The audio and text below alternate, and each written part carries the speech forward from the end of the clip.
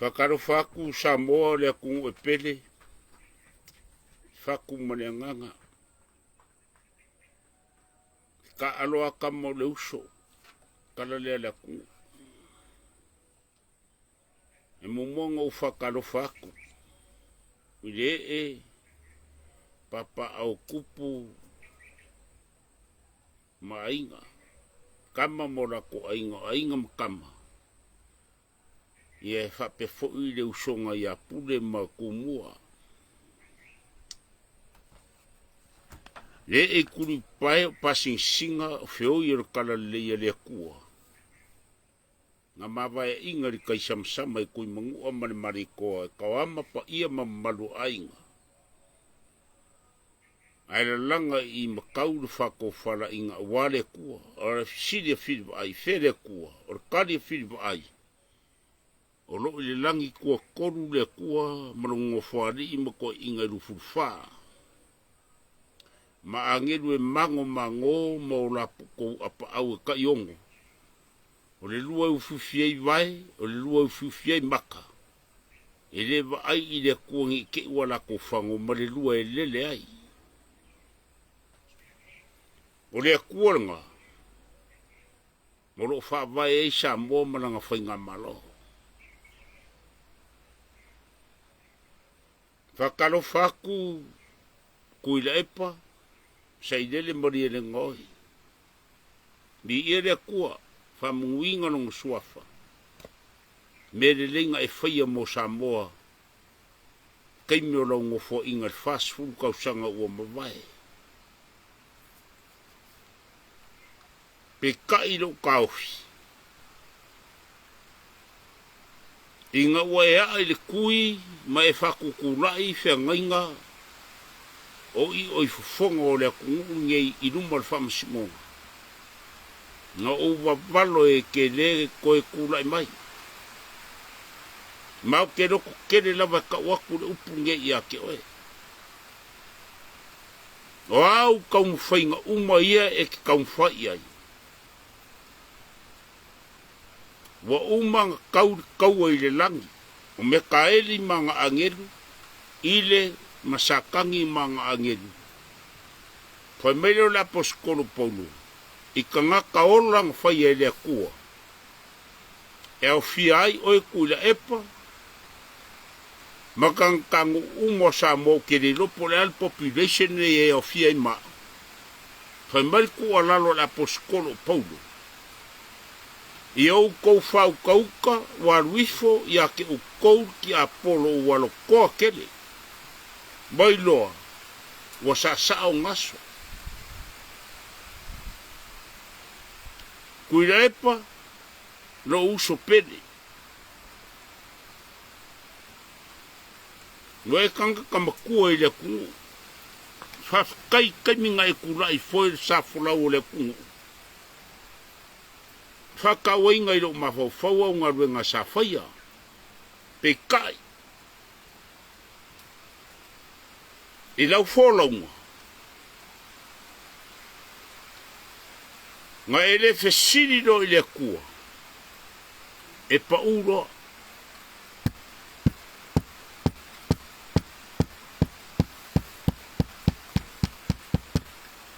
O le mawalo soifua malo malos. Ele lua koru pe wha. Ni awala e ki whaia. Kasi ala wala le la sosong e kwai. Ia e salamo. Ia e makau le kua. Ma ia e loko maulano. A whai e kirkiro mai lau video lea. Ai ke ingo i lo uso whiriwa ai. O inga e kaua koe lava ia ke oi. Wa e malai ai la kungu ye.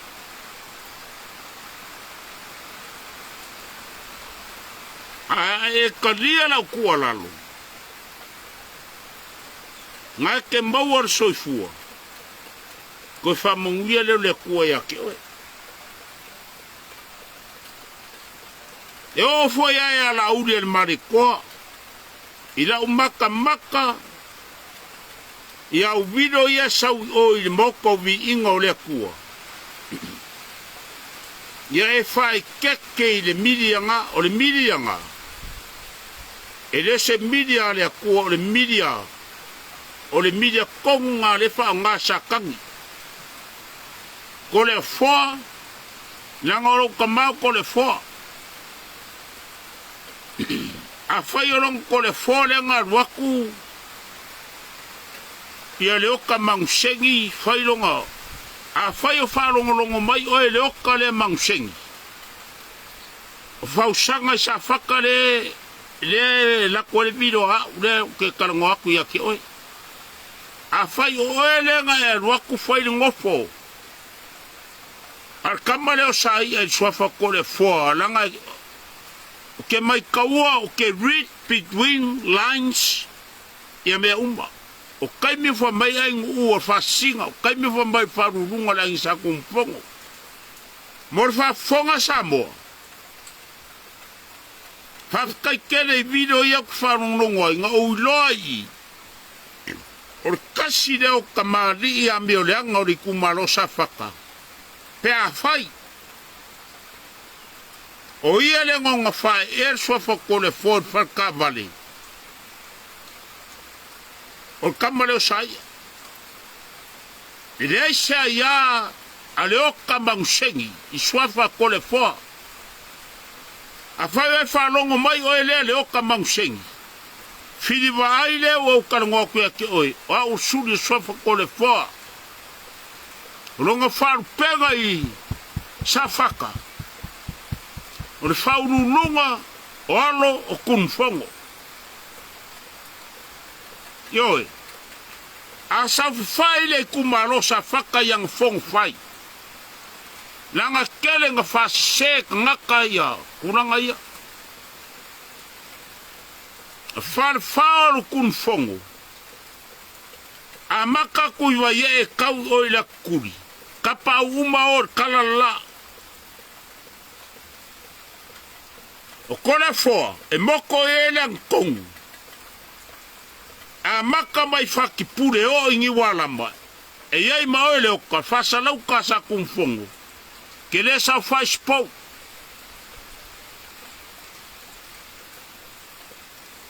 Ne sa whai ai kore wha. Ka mao whiwai. Whaurunga whawhau le ainga sa kumfongo. Whawanga ni kumalongei. Whiwai e le so kulanga i ngai.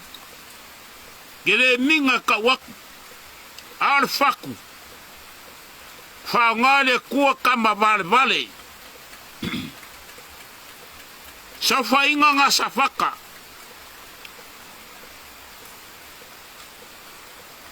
Afsiri lea.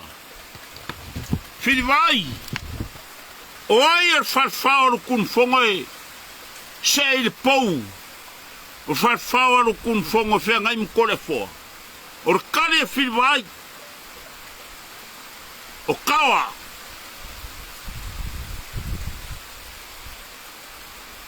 Yoi. Kere pala ai mau kere fefe se kangaka e. Ngake a mai whawai fau le kumalor ngai. Kuia. E pipi whiwai. O au o le suli o le kele makangi el vau. E ongar ngu o vai e. E leso ngu o vai e.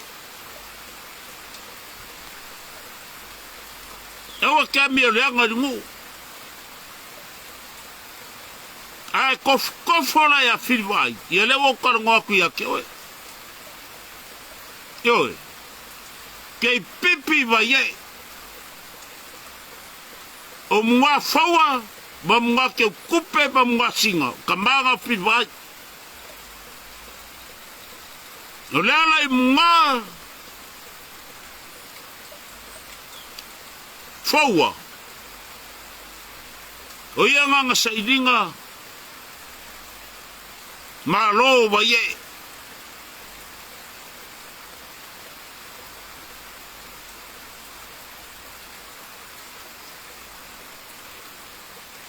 leo au karangoa kuia ke oi, nangau ke lor poko ngā ki poko ai kuia.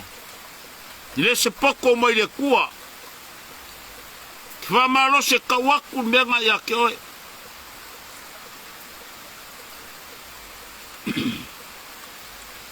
Leo ke manga kua la songa fongo orka ko kumalo.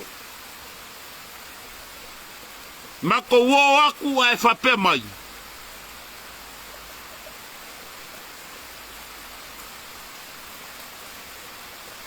I mako ke oe, kai ko kasi pau lumba. I leo sau mea ngā kiwhaia, ke le koe kofia le kumalo umang kofi. Oi lo moi mimi e ki kofia le kumalo. Ka ke ainga. Oe la ivi moro koko moro ango. Ke loe, whakua kala le Yesu ya ke oe. Pau warka ngaka o lo usomongi, moro ko whiga ro ka mamaro ki ngā. Ngā o le whaia le mia kongo le kua. Awa kia mia leanga le kumaro ngei. A whai wai whafonga mai kuia. Kari mai la wilo le wo whaia kuia ke oe. Awa ki kaukara i kiki le kumalo. Paua a popo le kumalo. Ngā o kawa a whea ngai mko le whanga umalea. Ka ape whango. Awa wai so i whawai whau ke umaia. Ke whasi se e kupuranga ro ka ngu umare kumalo. Ku. Ngau ke ole kupuranga. Ngā ke no meo ke ngofo ai, a e thea kofo.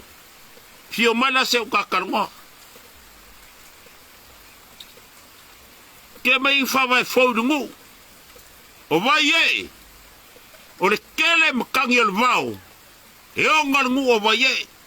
Suri al kele makangi al vau e ai pipi lea. Nā langa e alenga e le manga e whai le kele makangi al vau.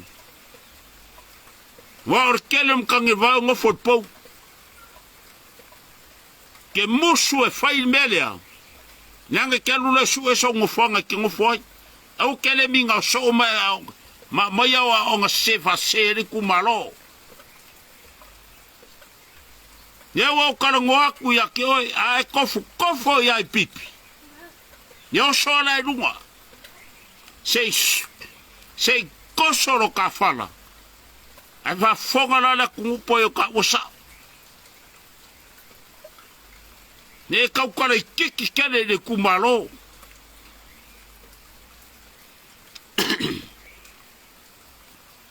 O lau ka penga le ki ka penga i ke aru i le isa pipi. I le la ua valo aku ya ke oe. E o ya wainga. E le paloka sesi ya ke oe. Nye la makurwa anga la filvai.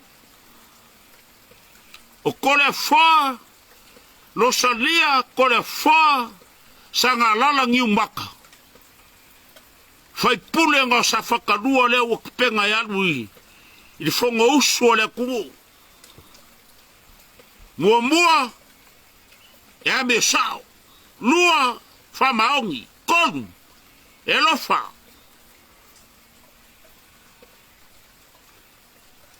O lau makia mangu lea, lau makia mangu rinko pesaru. O leu so mongi o whirwa ai. Nga makia, a whai wai whafonga mai li vido. I kaukalanga whirwa ai. O ke le whasau siria o ela uso. Ao lau mau. Pau alo uso mongi. O le whai al whingalo lo ka mama lo kou ka maa. O le kua ngal whawai o Samoa.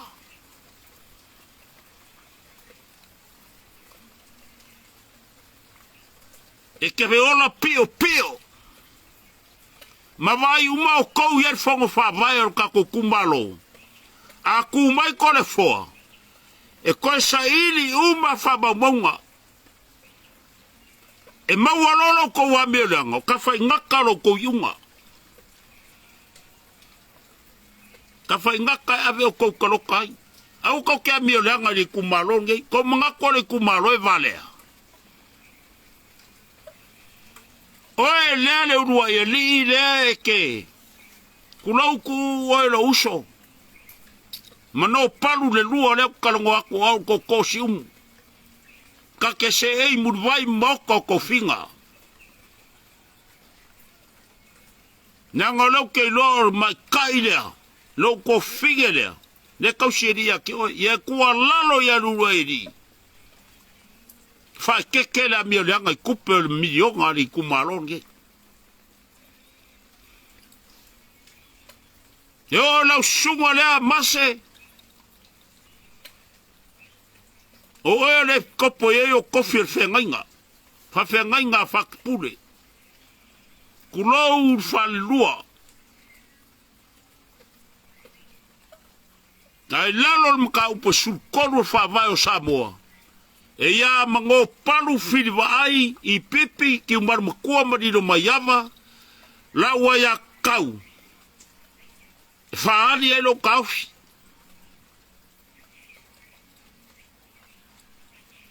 Mao kou uma ia sfurfale konga fong whawaya sa whakarua. Tore, wa mga o mea I mga ia pokalamele. Aka ko whainga malo I milionga. Ar siri. O ai ka ngaka ia mio leanga I kongo fongo whawai. Or kare whiwai. Mua. Ram kia rinko pesar. Lea mio leanga mua ngā. Lua. O ai masere yellow coffee. Ele kaunga e kopo. Hawhenga rumo le kua e ke pelo I le kumalo. Ma oe lea, le urua ia li lea o ke le lopo oi lo ngoa. Kua whige le wa uivaye. O kasou ko wa mio leanga. A kulai mai ko le fo, mai ku. Ku ko le fo. E ku mai ko le fo I kofi le ki kumalon gei. Uma aver kua lalo ko le fo. O lo kongi uma maua ili.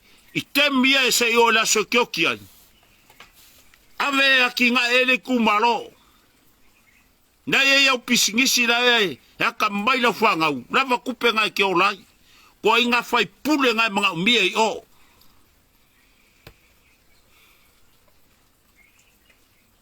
Whiwai ke le para ai se mea. Ka ko ke ola e oki. Ai le lenga e oki. Fa mau kala farso piko Samoa. Ka ngaka ko koa loko fa ngai le kua e ui e valea. Ai nganga.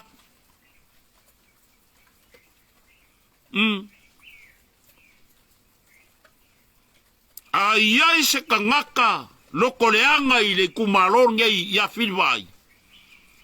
Fa mamalo loko. E kau karsao. Ai awar komumu. Nangal mafuanga ingo le kolongu. Rukomu mumu. Whiwai. Kelo ka ngaka o runga vido lafi foringa. So se ka ngaka e lafi. Wala mga spela mai la mio leanga. Ai oe lau wa vale male mi ngao ka ingoe.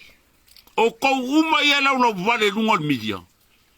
Ele o kou whangau kanka o kou whangau a maile.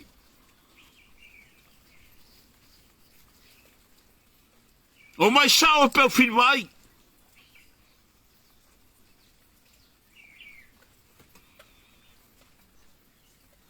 Ke le para ais ka ngaka Samoa. Kulau. Ke le whai ako ang kaua mangi malosi mangi mea. Ar whaku. Kau kala aku. I leo ingai le kua lai langi kua konu. Alo sa iri le kua ngangaka loko kikele. Whai le whaku. Wha leo along fingalo. Ia Samoa. O le kungu whai mai whawai le kua. Alarka ko vai. Pepelo. Pepelo le lea ngai kongo lea kungunge.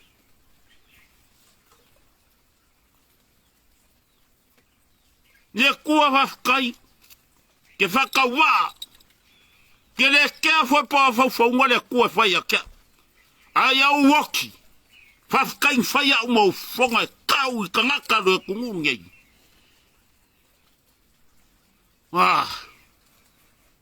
Sa ori ngā ngoi parangi, saramba piti. A mio leanga.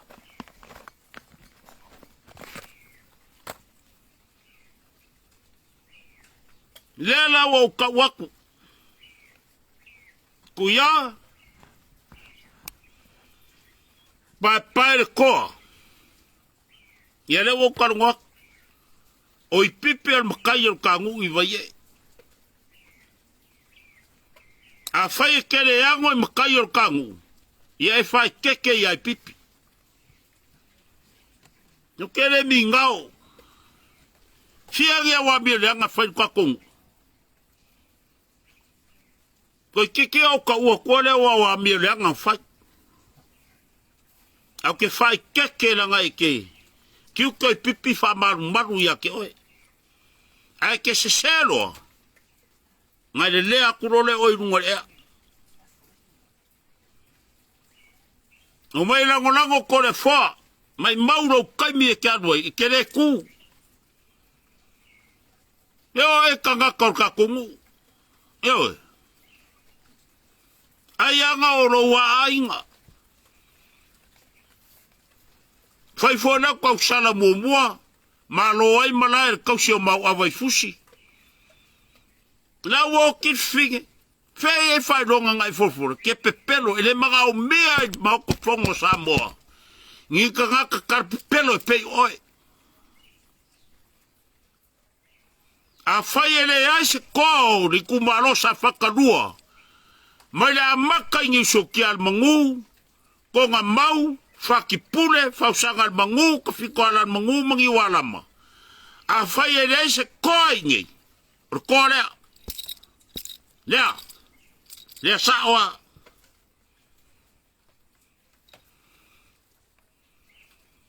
Lea o wharongo umanga mori oi le chapipi, oi e kerwe lango o malo o le koe le kua. Ngarwe se le ngango yo vai ngā. Ngā lea nganga o sa kangi. Mafuanga ngar whama a inga. O e ni mongi mo e kui lepa. Arua mawara whasalaunga lea. O le whela koe kangoa kuti a polo me kua whaka whiki o romaru sa iringi a wala leanga. Ke lorua. E le whawa wauwhi ngau lea nganga o lea kua mangkangkami o leanga I lea kungu ngei. Ye wau ka waku ya ke ukou. Kulau le kungu. O whiri vai. Whafkai le kua o whangau mai lo ki ngā. Malo ka mao ko le whoamungo kua enga.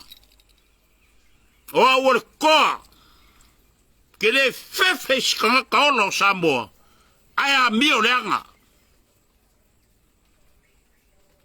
Minga ngara upu.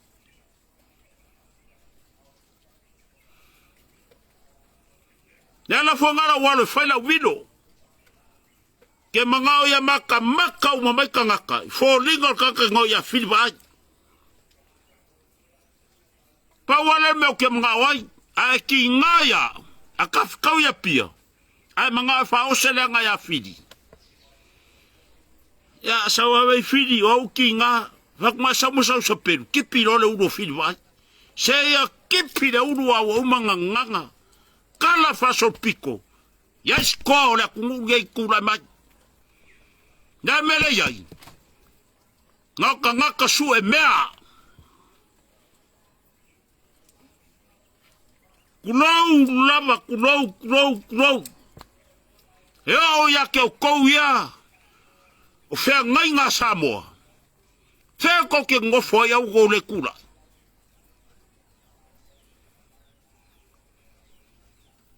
Kako wor kuspaya. Inga wa me lea sauro. O inga rufa ya sauro e. E ai. Fai fe au Samuel. Kele fa longo kus fai fe au ai nge me kupu le kungu.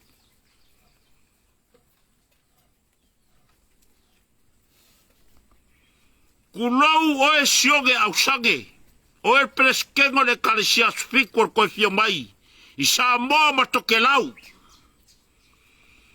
Ka pua e filmai. O le whakua kuanga ngau karikongu iai. So loku ngau karo. So loku ngau loku ai. Mai lo i kiki. Whaunga leia lau whalongo. O le kane sialnga. O lo iai mea lo whale kua kau o le nganga walo anga. E le mara mala mau mai loku le kumu le kungu ngai.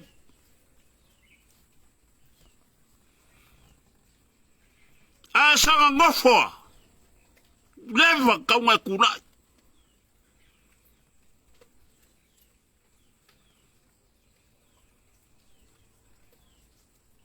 A whaila lau whaanga koe le kua kanga sala lo audoku. Awa ke kikenga. Ai ewe vii le kua ese koe kongu loku lea.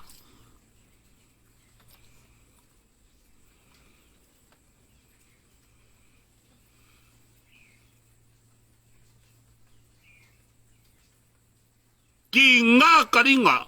Ki ngā maka.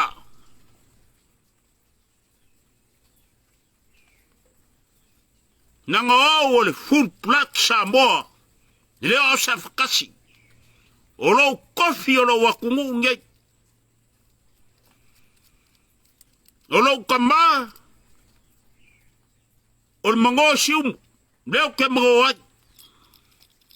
O lo kama e kole foi fausanga.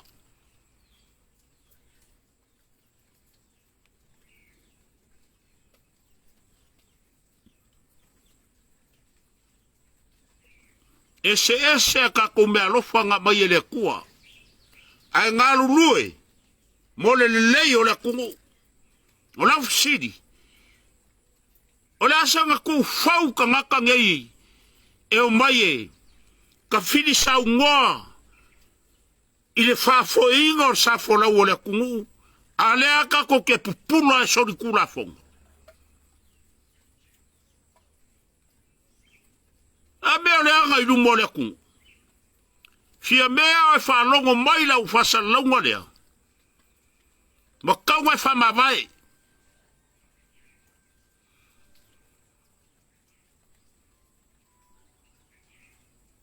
Kaunga e whamawai.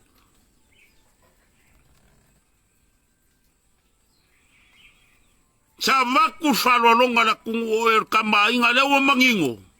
E leo o e sa fingo mkaafa mungu. A oila wa vesi la kungu. Alwase.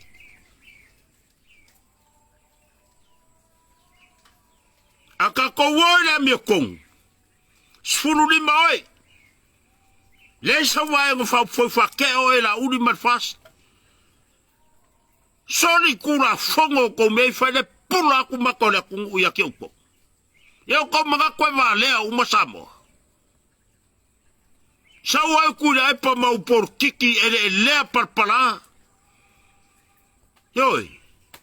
Sau mau e foi la uli. E iai foi o se. Fa malo se ka wako yo ya o ke ang sala foi yo. A o e kongu le. Nga kusi ai le ao le kua makai ku uma sa mor kuringa o e kule epe ke alwese. Ka ko wor kuspaia. Mai kala kuspaia le maang kula fo inga kufunga fai fale. E a vema makuri mangu. Piko ilunga. O le walo anga le a filivai. O le paloka lua oluongo. O pale mia sawa o e lauki. A maka genga. Fau lo sa kua lalo fidi. Ye vai la kungu. Awa ke mga kufa piko lo kumalo. Kulau lo kumalo. Seskanga ka kur fo Samoa. Whangumela mua I kumalo e lima sfuru. O lo kumalo me koe ave iai. O le pule ma le rufi me le ngā.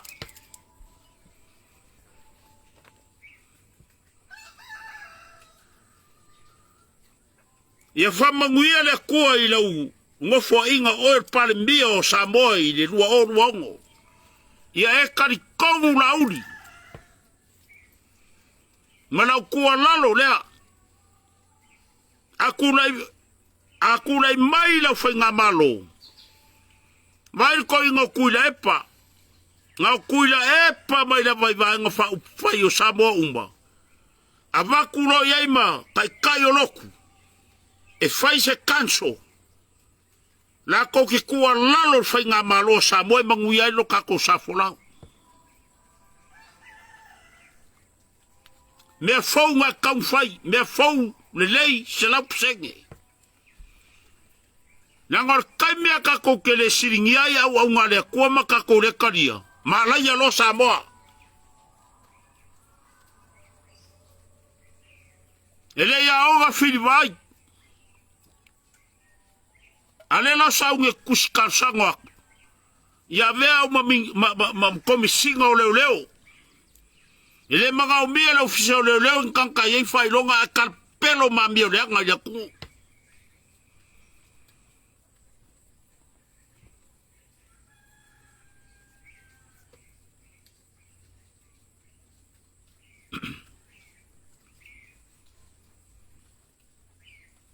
Lela u kapenga. Whaila u kusikar sanga. Sia vea mkomisinga o leo o Samoa o le malu o le kungungei.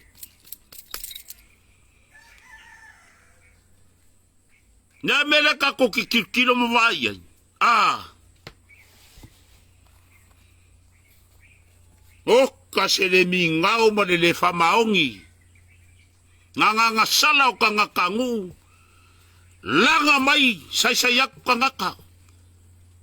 Aole ko ke amio le anga palmenge. Sore, wa ingo yovo au le kuo isala elu mo whawai o Samoa.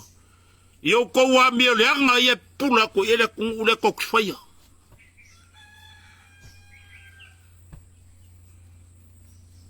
Ayai selo ya siri e kaun sau Samoa. Ma ai saungi se rengi lale. Kasi ala whalongo i eile kuo kangakanga.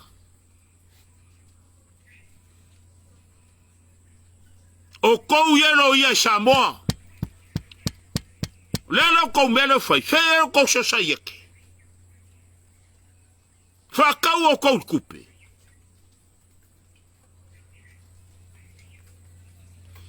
Fai lea mi kongu o le kua.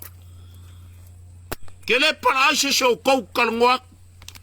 Or kusi pa ia lea. Whawai ai leo langa mkai lea. Lea la whongau ke le para iai. Kusa pe iai ngie pule mai au e kā pe i oi murungu.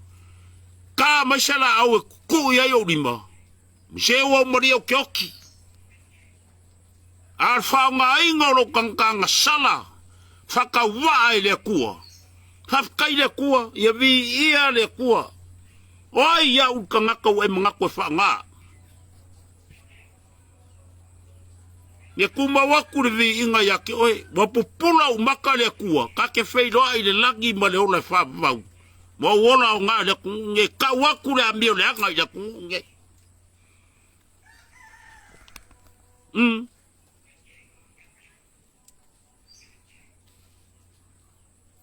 Ka kou ke ona e oki. Ai le lenga e oki. Ai whaunga kaulo ma whau. Mi ia le ri. Whamkalanga le ar kusio. Whaka oko rua walu. Whai kaua ko iai o kou whai pule. Aku lai mai whai pule a meo le anga. E la lafi ka ngaka. Ai a whango. Whaori o ringa leo Samoa. Nai mele o kupu. Nai mele o kupu. Kau whewhe ka ngaka wako e mori mau i mea. Wai wako ka loka i leo. Awai le kua mea. Ia lofa le kua i sisilange ia ke ukou le kua mea. Iau kou whango.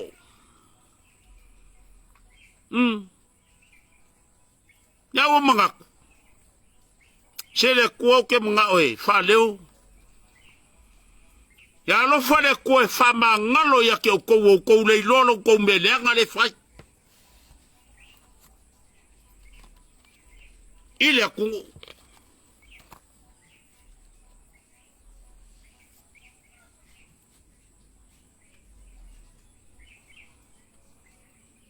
Kala nga filwa ile wo kalango aku. Whamaruru aku sa moa le kungu, olo whaku sa moa. Le kungu e pele ilo loko. E uiara wo umarki ngā marwhangau ia kungu umbau. Whiwa kawa moa ukure ai. Te ai. Kene whiaru ese moro pele lo wa kungu. Ai on mele ngā rinka whiofia ule kua. Se whanga nganga kama varvare.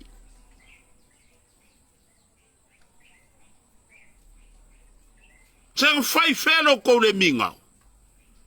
Ale sile sile aku whongo le kungu.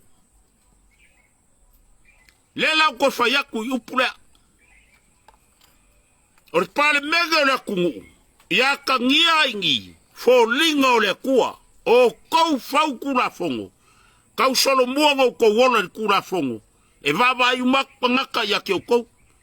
A mo ria whirwa i kura whongo e meiro leo amea. Ar sila le kua ia ke o kou pale mega kusa kura whongo.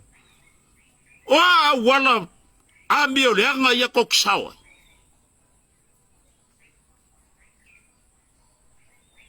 O a mio le anga. Ia le lawa kua whakai kainga. A mio le anga o e lea ko surusuru kulou le kumalo. E o ngā wherua i kongu i. O le kala kuspaia. O le awa ma le waingal whapispisa o ia. O ila kou umo e ingwai. Ngar valea. Kia whoro kumalo e koe foi mai oe. A fsiri mai a fili ponare. Whaka oko rua furu whai pumu muar whai kawai.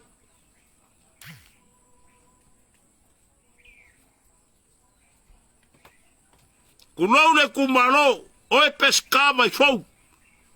Soa e oe kavale. Kame kiki yoki. Aleva vai la kungu. Sole la kisa fai palme. E oe kankambio le anga oe fai mei upo la kungu. Kasi nga fai pule. A fa fonga mai le kumalo lea. Le mga umia i oe kankambio le anga masol kula fongo. Konu. Oe le kisui palmia. Wala pongi fasio. Ore kenge levo foi a filvai. E ingo ia i kangia. Ore suria mau ava inge fausanga. O lo kingo. Au ke whamalo se kaua kia ke oe. O ele sikang kambio leanga. Ale ke sa laudungo media. Le masingi el kamalo palangi le ngai whakaua. E ke ambio leanga. Kai mi umo ke vai a ki kue ke. Le whangai wha mai mo me ka ore. Le sisi e pore a ele ngormea. O le whoko uro ia. Ia roko mga kwae wale la kungu. Kou ki kamu whaingi loop holes kou ke oe. So whai kula whongo ngoko whau.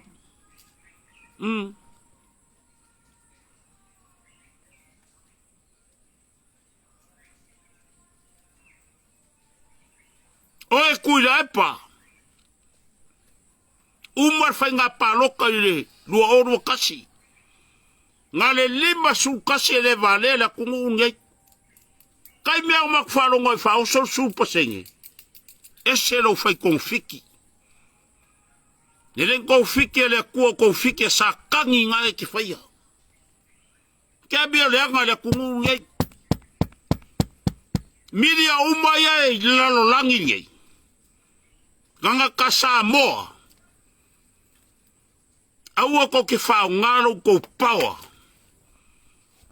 Ko ki kamu whai e whakau ngu oiro ko loko ki ngā. E ingo i aile kua. Mai ko e uaku iau koko mea ngā. Le la o ka waku ya ke uko. O fili va ai, I pipi, ki umaru makua marido mayava mango paru le lua. O va ye elo fasingumanga, safaka. Si umu, o au koko si umu ke mango ai. Fili va ai, leo duai o la kaua. O lo mkai ngai nge fausanga, o I kongu wala ukengo fuat. Ia ole mafau I ki apolo po angi o koumeleanga ngai mafau. Au ko ke amio leanga ia kungu ngai. Ia lo ko manga kwa vale umasabo. E vale a Samoa ele vale kele.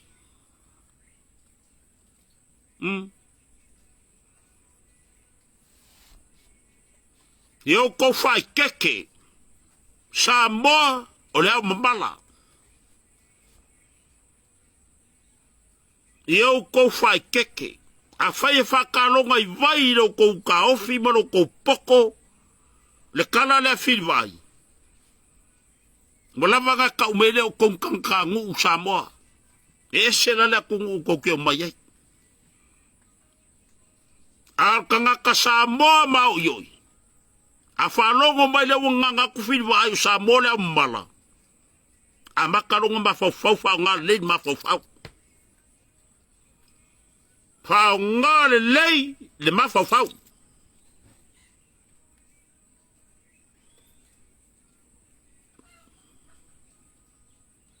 O le winga la upu kulau Samoa.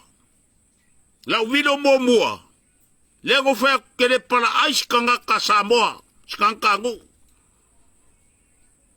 O le aango kongo la kala. Ke le pala ais kanga kangu Samoa. Aya mio leanga. Ke whakawa, ke roi poa o kamikami kiki reo sunu o nguku ilunga palpala. Al faku. Male nganga whai mea alo whai le kua ili mawhau. Le nganga whanga ua le kuaso. Leo wha manga kua ikulo. Pa leo. Ta kai le kua. Ilonga whao ngā ingolo leo. Maleola ilo kinkangaka. Ki kaukala ai. Whai ai au mawhawhanga o le kua ka waku. Nangol mele kau whai e whea ngai ngai ai la kungu. Kau whai e makai longa o Samoa. Arau siri. Nā kou mele whai. Sanga malili whea.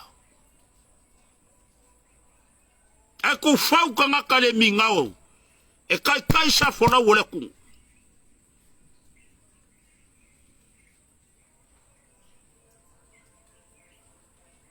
Ia kalaga filvai. Kongu ko falongo tono leo kamaloa. Pe fa mawolunga. Si de fianga le kue. Fa ma singo lo faku. Ke o au kuspaia. Makayo sukasi. Lua valu o ilano fai unga. Iau kou o maia ke au o kou uma o ki ngā inga mafkia ia venga. Se o mafkia ia venga le anga iau ke a moinga. Kalu o kou. Mai le a isu. Iau kou whao au, iau kou o moinga la wamo. O la ua venga, ma ia. Iau kou whao au ia ke o leanga malu, maloko maulalo, pauanga.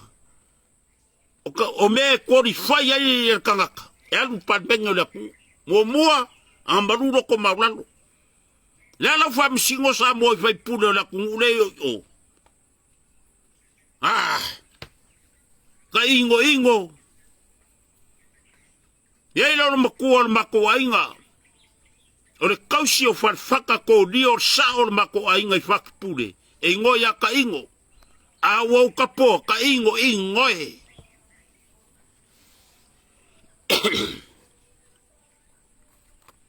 Yer kala nga.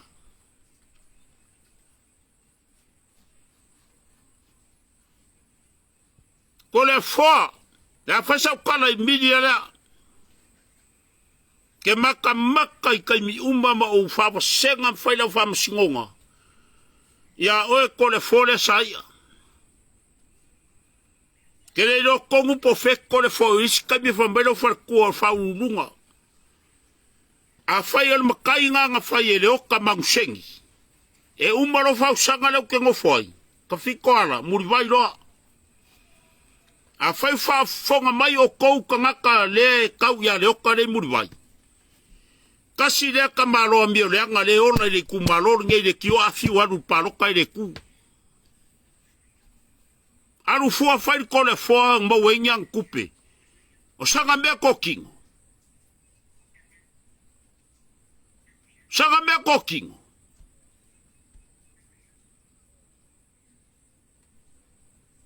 Leo kau ka le whape aku nga e whaia. Ai a whai nga e whaia. Ia whamalaia oi le kua. Ile ngiau mea singa ia ke alwhai e au su ngā kupe. I. A whai whalongolongo mai ka ngaka ka inga ia ke oe masuri kau ia ke oe ki ngai na upurea. Kasi al mea kifia mga wai. Ia oso mai rumana o kikiroa.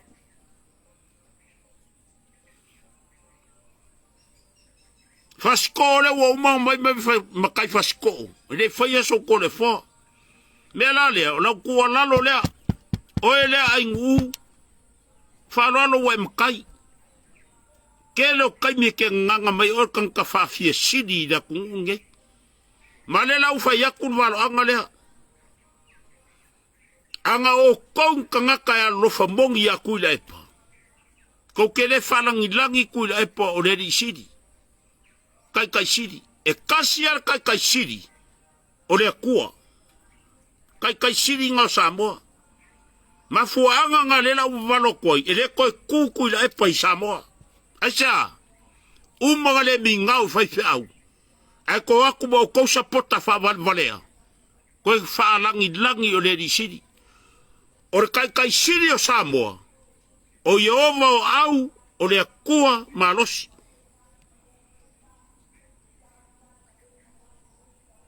Ia walo anga nga filwai. Wawa malo aku kama vale. Nanga whao ngā le kua mea vale. Ngā leo kou le mi ngao maro kou whai mai o kuila e paul kai siri. Sole. Kalo whai le kua la e pula whonga le kua ako whanangi nangi kuila e paul kai siri.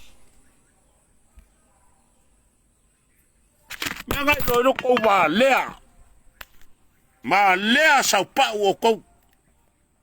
O leo pumongi anga vape o au leo ke alue. O ke kule mide o ke alue. Support kuila epa. O re kau leo kau i kuila epa. Kuila epa. O le au nga lea o ngā. O le wharupenga ngā kaunko ka ngofi whalangi langi e kuila epa. Nga iei le ka kaunga koe ku. A le lau o whai aku lau walo anga lea. O lo ko fan pega le ko fe me ku e po kai siri. Wa kini nga le ko yese se nga we. Fa ku mo le ga ir ko inga. Ke lo fa ya ku le pa. A o ko ya ko ke o sapota ku le pa. Tole. A fa yo ma ko ku le pa ku pe nga ko media. Fa nga le lo ma fa ko le fo o sai ke le ka wo ko se ko le fo ya o ke le lo pe. Wa uma me fa manginga kele makai. Au kele mi ngao ele o se makai ila kunge. Anga e ngei. Wa pue o ya kao o ya vela leung. Me nga fa mo merkau le ele mi ngao le kungu. Sai ya kao leung. Ai mamai le.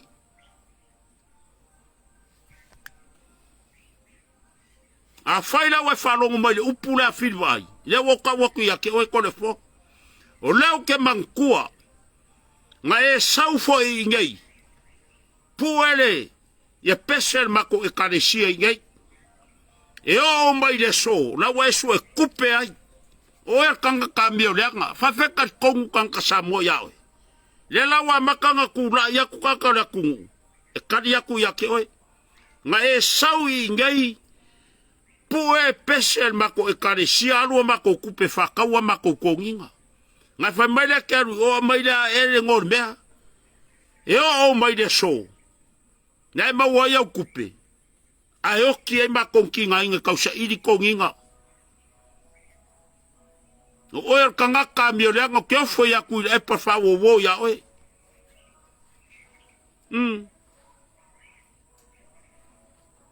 Ko ke fe susui. Fai le mi o kongo le kua o fili vai. O ke le ku se vaenga fa ufai. Ke ingo yai. Sa moe kasi al vaenga fa ufai. Leo kar kai me le kua. Fa kua i le kua sa mo ukasi. Vaenga fa ufai nga o uma yai lalo o yala audi. O e kau kua le kungu. Koe whaiangi ku whakauangai kupu e loko leanga ma loko vale. E le whema mai ai le kua.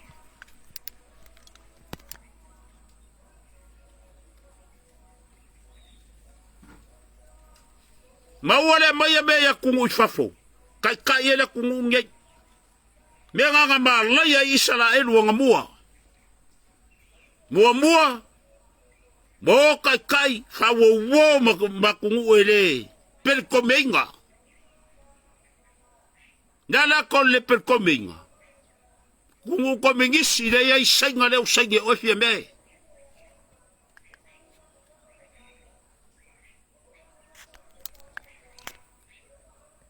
Ya mga kunga kamba vale.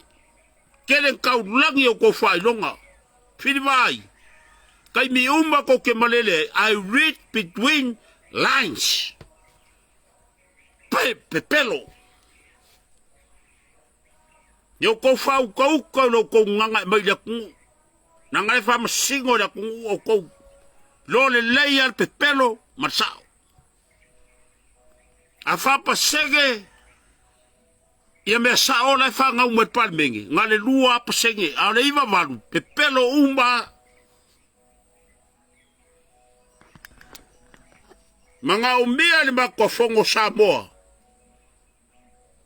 Ni kai e makau i le kua. O suyo sa whakarua le la waku.